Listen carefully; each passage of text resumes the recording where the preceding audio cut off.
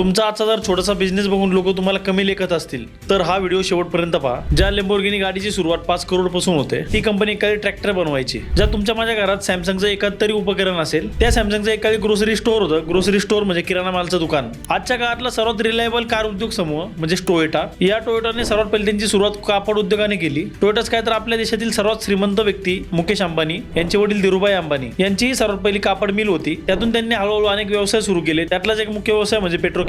या व्यवसायाने अंबानींना भारताच्या श्रीमंतांच्या यादीत सर्वोच्च स्थानी बसवलं आणि आता तर ते सर्व क्षेत्रात आघाडीवर आहेत। त्याचप्रमाणे विप्रो ही कंपनी डालडा बनवायची, तसंच व्हेजिटेबल ऑइल बनवायची। आज आयटी क्षेत्रातली अग्रगण्य कंपनी आहे। शिवाय नेटफ्लिक्स हे घरोघरी जाऊन डीव्हीडी विकायचे काम करायचे आणि आज बघा ती कंपनी कुठे आहे। मित्रांनो, म्हणून लक्षात ठेवा, आज लोक तुमच्यावर असतील आणि 30 लोक पुढे जाऊन तुमची यशाच्या कथा सांगतील। तुमचा आजचा व्यवसाय आज शेवट नाही तर यशाच्या दिशेने पहिलं पाऊल आहे। यासाठी कधीच हार मानू नका, शिकत राहा, मोठी स्वप्न बघा आणि बदल स्वीकारा। कारण मोठ्या कंपन्या जन्माला येत नाही, त्या घडवल्या जातात। तुम्हाला अशा बिझनेस व स्टार्टअप स्टोरीज ऐकायला आवडतील का? तर याविषयी तुम्ही कमेंटमध्ये व्यक्त व्हा। धन्यवाद।